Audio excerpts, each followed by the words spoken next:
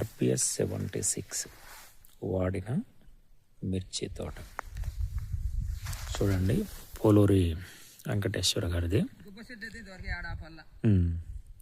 Virus అనేది ఎక్కడ కూడా లేదు అనేది చెప్తూ ఉన్నారు రైతులు. కంప్లీట్గా గ్రోత్ అనేది కూడా మంచి గ్రోత్ అనేది రావటం జరిగింది.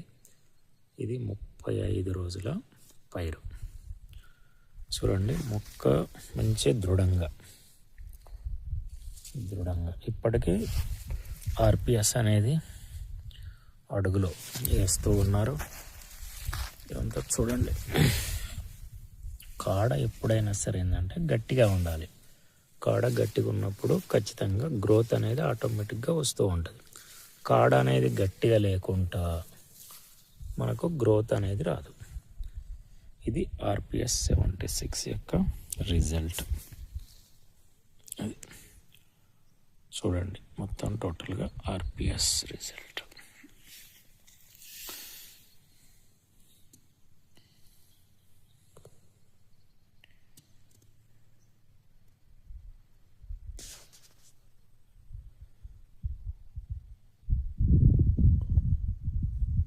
అంటే ఒక 2 రోజులు ఒక రోజు ముందు తోట వాళ్ళకి బాగుంది. ఇంకా నరసమ్మ గారు అని అదే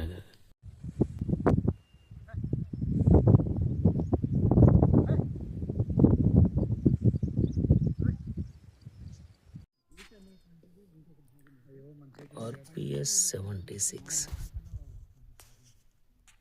రిజల్ట్. రేటు మన చేతులు లేదు కదా,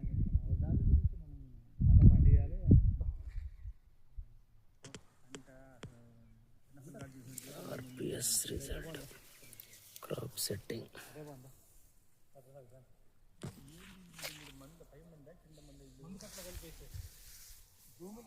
RPS అనే ప్రొడక్ట్